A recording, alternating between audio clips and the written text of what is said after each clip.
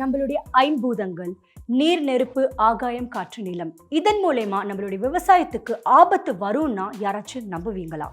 இன்னும் அடுத்த 10 வருடங்கள்ல நம்மளுடைய விவசாயத்துக்கு அச்சுறுத்துற மாதிரி விஷயங்கள் நிறைய நடக்கும். இப்படிப்பட்ட த்ரெட்ஸ்ல இருந்து விவசாயிகள் எப்படி மீண்டு வருவாங்க? என்ன சொல்யூஷன் இருக்கு? இத பத்தி டீடைலா வாங்க இந்த வீடியோல பார்க்கலாம். Hi, hello and welcome to Indian மணியோட freedom farming Tamil YouTube channel. நான் பால சரஸ்வதி. யாரெல்லாம் இந்த வீடியோ இந்த சேனல் பார்த்துட்டு இருக்கீங்களோ மறக்காம சப்ஸ்கிரைப் பட்டனை பிரஸ் பண்ணிடுங்க.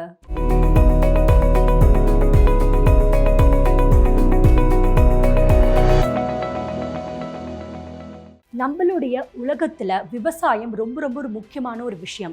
விவசாயம் இல்லைன்னா நம்மளுக்கு ஒரு வேளை சாப்பிட்றதுக்கு உணவு கூட இருக்காது. நிறைய பேருக்கு விவசாயத்தோட அருமை தெரியல, அதனுடைய அந்த ஒரு டிமாண்டு தெரியல. பட் கவர்மெண்ட்டே பார்த்தீங்கன்னா விவசாயிகளுக்கும் சரி விவசாயத்துக்கும் சரி நிறைய ஸ்கீம்ஸ் அண்ட் சப்சிடிஸ் ப்ரொவைட் பண்ணிட்டு வந்துட்டு இருக்காங்க. எதனால?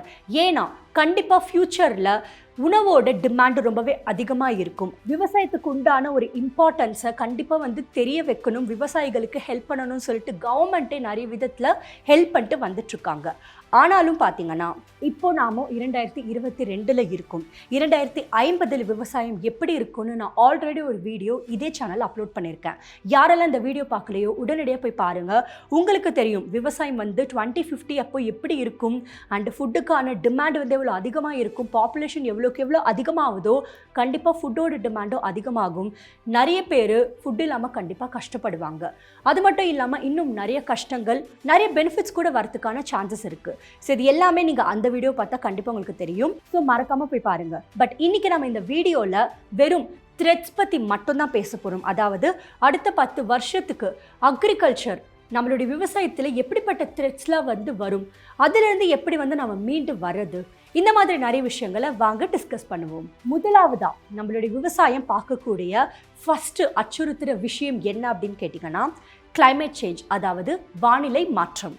IPCC அதாவது inter governmental panel on climate change இவங்க என்ன ரிப்போர்ட் கொடுத்துருக்காங்க ரீசெண்ட் அப்படின்னு கேட்டிங்கன்னா இன்னும் அடுத்த 10 வருஷத்துக்கு, ஏன் 10 வருஷம் கூட இல்லைங்க, இன்னும் சில வருடத்திலேயே பயிர்களோட விளைச்சல் பார்த்தீங்கன்னா 2-6% குறையும் அப்படின்னு சொல்லியிருக்காங்க. எதனாலனா மெயினா கிளைமேட் சேஞ்சால.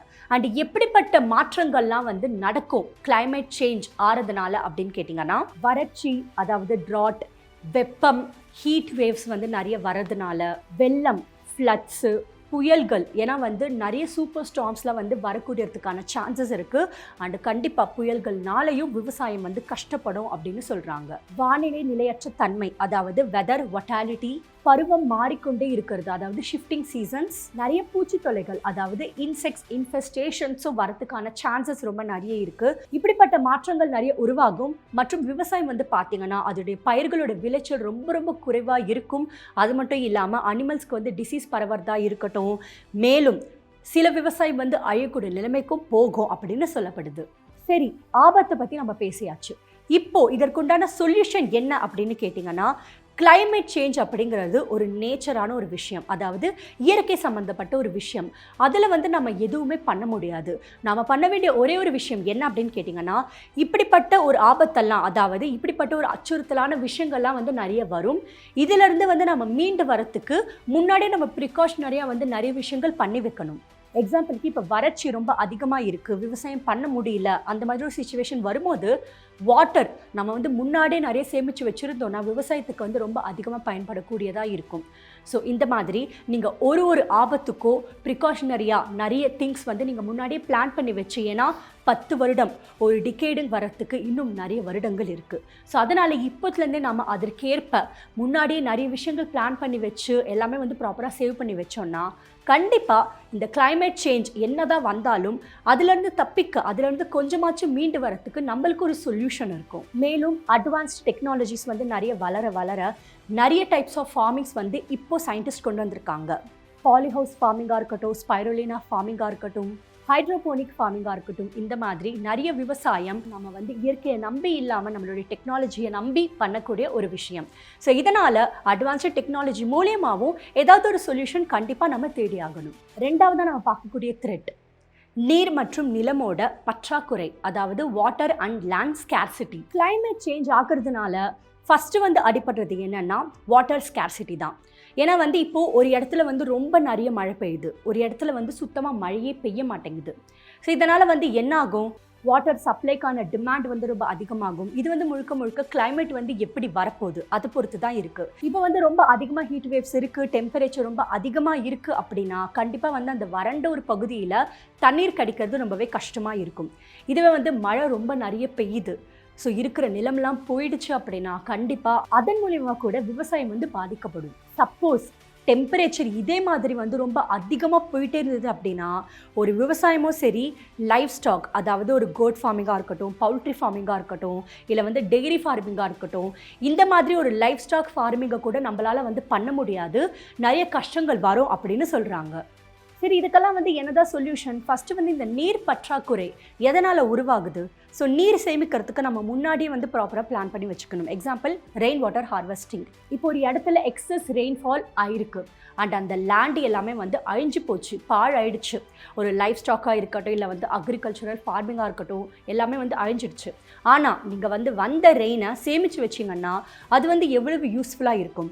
ஏன்னா வந்து இந்த ட்ராட் லேண்ட், வறண்ட நிலத்தில் விவசாயம் பண்ணக்கூடிய மக்களுக்கு இப்படிப்பட்ட சேமித்த வாட்டர் வந்து நீங்கள் சப்ளை பண்ணீங்க அப்படின்னா அது வந்து எவ்வளோ யூஸ்ஃபுல்லாக இருக்கும். ஏன்னா வந்து கிளைமேட் சேஞ்ச் எவ்வளோக்கு எவ்வளோ எக்ஸ்ட்ரீமாக இருக்குது, அதாவது ரெயின்ஃபால் எக்ஸ்ட்ரீமாக இருக்குது, இல்லை வந்து அந்த ஒரு ஹீட் வேவ்ஸ், அந்த ஒரு டெம்பரேச்சரும் வந்து ரொம்ப எக்ஸ்ட்ரீமாக இருக்குன்னா இதை ரெண்டுத்தையும் வந்து எப்படி மேனேஜ் பண்ணணும், ஒன்னொன்றுத்துக்கு வந்து எப்படி நம்ம முன்னாடி ப்ரிகாஷனரியாக ரெடி பண்ணி வைக்கணும். ஸோ இந்த மாதிரி நிறைய விஷயங்கள் நீங்கள் வந்து கண்டிப்பாக ப்ரிப்பேர் பண்ணிக்கணும். வாட்டர் ஸ்கேர்சிட்டி விடுங்க, லேண்ட் ஸ்கேர்சிட்டி வந்து ஜஸ்ட் பிகாஸ் இந்த ஒரு கிளைமேட் சேஞ்ச்னால மட்டும்தான் நடக்குது அப்படின்னு கண்டிப்பாக இல்லை. இப்போ இருக்கிற இந்த ஒரு பாப்புலேஷனால் எல்லா பகுதியிலுமே வந்து மக்கள் வீடு கட்ட ஆரம்பிச்சிட்டாங்க, ஃபேக்ட்ரி கட்ட ஆரம்பிச்சிட்டாங்க.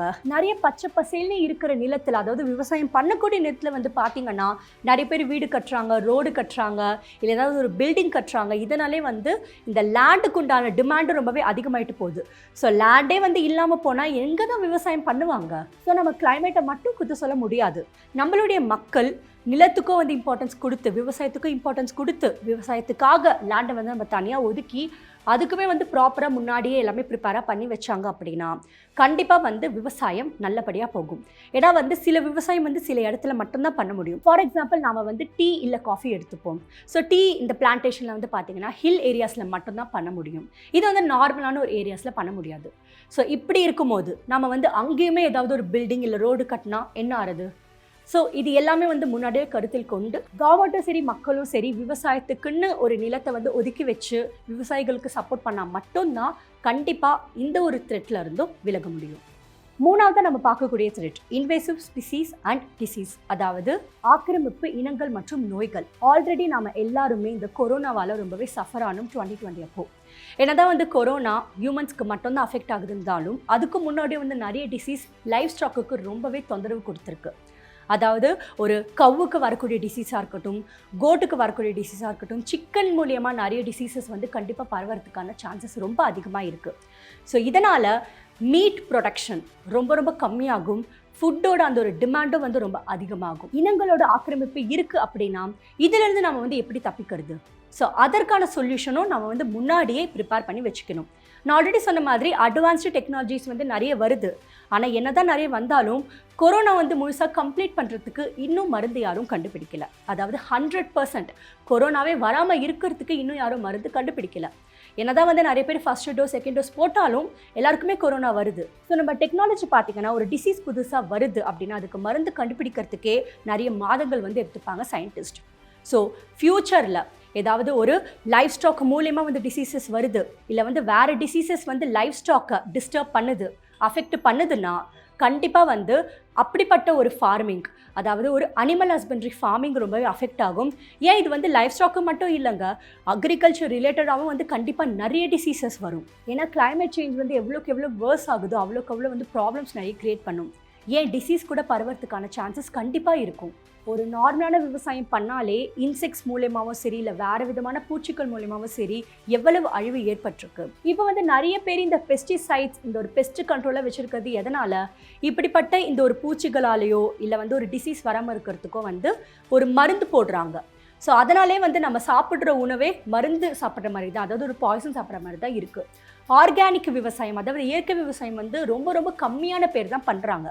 ஏன்னா சுற்றி அவ்வளவு டிசீஸ் இருக்குது, அவ்வளவு பூச்சிகள் இருக்குது. அதாவது இப்போவே குளோபல் வார்மிங் வந்து ரொம்ப அஃபெக்ட் ஆகிருக்கு. ஃப்யூச்சரில் இன்னும் அதிகமாக அஃபெக்ட் ஆச்சுன்னா இன்னும் இப்படிப்பட்ட நிறைய டிசீசஸ், நிறைய விதமான ஸ்பீசிஸ் வந்து வரதுக்கான சான்சஸ் இருக்குது. அக்ரிகல்ச்சருக்கு ஒரு பெரிய பெரிய த்ரெட்டாக கண்டிப்பாக இருக்கும். இதுக்குமே வந்து சொல்யூஷன் தேடணும்னா எப்போ ஒரு புது நோய் வருது, இல்லை புது இன்செக்ட்ஸ், இல்லை புது பூச்சிகளால் ஏதாவது ஒரு அழிவு ஏற்படுதுன்னா அப்போதான் அந்த சொல்யூஷன் வந்து கண்டுபிடிக்கிற மாதிரி இருக்கும். ஸோ இது வந்து ஒரு பெரிய த்ரெட் அப்படின்னு கூட சொல்லலாம். ஸோ முன்னாடியே வந்து நம்மளுடைய சயின்டிஸ்டாக இருக்கட்டும், கவர்மெண்ட்டாக இருக்கட்டும், இப்படிப்பட்ட ஒரு ஆபத்து வந்ததுன்னா அதில் வந்து எப்படி விவசாயிகள் எப்படி தப்பிச்சு வரணும்னு அவங்களுக்கு ஹெல்ப் பண்ணுற விதமாக நிறைய ஒரு சப்சிடி ஸ்கீம்ஸ் வந்து ப்ரொவைட் பண்ணாதான் கண்டிப்பாக விவசாயிகளுக்கும் ரொம்ப யூஸ்ஃபுல்லாக இருக்கும். அண்ட் ஃப்யூச்சரில் விவசாயிகள் எவ்வளோக்கு எவ்வளோ நல்லா விவசாயம் பண்ணுறாங்களோ அவ்வளோக்கு ஃபுட்டும் வந்து அவங்களுக்கு கிடைக்கும். அண்ட் கவர்மெண்ட்டுக்கும் சரி அந்த ஒரு ஃபுட் ப்ரொடக்ஷன் ப்ராப்பராக நடக்கும். ஸோ ஃபைனலாக இந்த வீடியோ மூலமாக அக்ரிகல்ச்சர் நெக்ஸ்ட் 10 இயர்ஸில் எப்படிப்பட்ட த்ரெட்ஸ்லாம் வந்து ஃபேஸ் பண்ணும், அதாவது 3 மேஜர் பாயிண்ட்ஸ் நம்ம பார்த்தோம். ஸோ இந்த வீடியோ மூலமாக நீங்கள் ஒரு விவசாயம் பண்ணுறீங்க, யாராச்சும் விவசாயம் பண்ணிட்டு இருக்கவங்க இந்த வீடியோ பார்த்துட்டு இருக்கீங்கன்னா கண்டிப்பாக உங்களுக்கு வந்து என்ன மாதிரி த்ரெட்ஸ்லாம் வரும், அதுலேருந்து எப்படி மீண்டு வரணும், முன்னாடியே வந்து என்ன பிளான் பண்ணி வைக்கணும்னு கண்டிப்பாக உங்களுக்கு தெரிஞ்சிருக்கோம் நான் நம்புகிறேன். ஸோ யாருக்கெல்லாம் இந்த வீடியோ பிடிச்சிருக்கோ மறக்காமல் லைக் பண்ணுங்கள். அண்ட் உங்களுடைய ஃப்ரெண்ட்ஸ் அண்ட் ஃபேமிலி யாராச்சும் விவசாயியாக இருக்காங்களா, இல்லை யாராச்சும் விவசாயம் ஆரம்பிக்க விருப்பப்படுறாங்களா, பரவாயில்ல அவங்களுக்கு வந்து கண்டிப்பாக ஷேர் பண்ணுங்கள். ஏன்னா ப்ரிகாஷனரி அவங்க வந்து நிறைய திங்ஸ் முன்னாடியே பண்ணி வச்சுடுவாங்க. உங்களோட ஒப்பீனியன்ஸ் என்ன, இல்லை வந்து வேறு ஏதாச்சும் த்ரெட்ஸ் வந்து நான் மிஸ் பண்ணிட்டேன்னா கமெண்ட் செக்ஷனில் மென்ஷன் பண்ணுங்கள். வீடியோ முடிக்கிறதுக்கு முன்னாடி டிஸ்கிரிப்ஷனில் நாங்கள் ஒரு லிங்க்கை மென்ஷன் பண்ணியிருக்கோம். போயிட்டு அந்த லிங்கை கிளிக் பண்ணி எங்களோட ஃப்ரீடம் ஆப்பை டவுன்லோட் பண்ணிக்கோங்க. எங்களோட ஃப்ரீடம் ஆப்பில் வந்து பார்த்தீங்கன்னா கிட்டத்தட்ட 800+ கோர்சஸ் இருக்குது. ஒன்றும் விவசாயம் பற்றி, அதாவது எப்படிப்பட்ட விவசாயம் நீங்கள் ஆரம்பிச்சிங்கன்னா எவ்வளோ ப்ராஃபிட்டபுளாக இருக்கும் அது பற்றியும், பிஸ்னஸ் என்ன மாதிரி பிஸ்னஸில் வந்து ஆரம்பிக்கலாம், பிஸ்னஸ் கோர்ஸ் மற்றும் பர்சனல் ஃபைனான்ஸ் கோர்ஸ், அதாவது இன்வெஸ்ட்மெண்ட், லோன், சப்சிடிஸ், இந்த மாதிரி நிறைய கோர்சஸ் 800+ கோர்சஸ் எங்ககிட்ட இருக்குது. எங்களோட ஆப்பை நீங்கள் டவுன்லோட் பண்ணிங்கன்னா இன்ட்ரடக்ஷன் மாடியூல் எல்லாத்துக்குமே நீங்கள் ஃப்ரீயாக பார்க்கலாம். இன்ட்ரடக்ஷன் மாடியூல் பார்த்தாலே உங்களுக்கு எது வந்து யூஸ்ஃபுல்லாக இருக்கும் தெரியும். அதுக்கேற்ற மாதிரி நீங்கள் ஆப் சப்ஸ்கிரிப்ஷன் வாங்கி கோர்சஸை படிக்க ஆரம்பிக்கலாம். கடைசி it's me Balasaraswathi signing off. Get wise break free.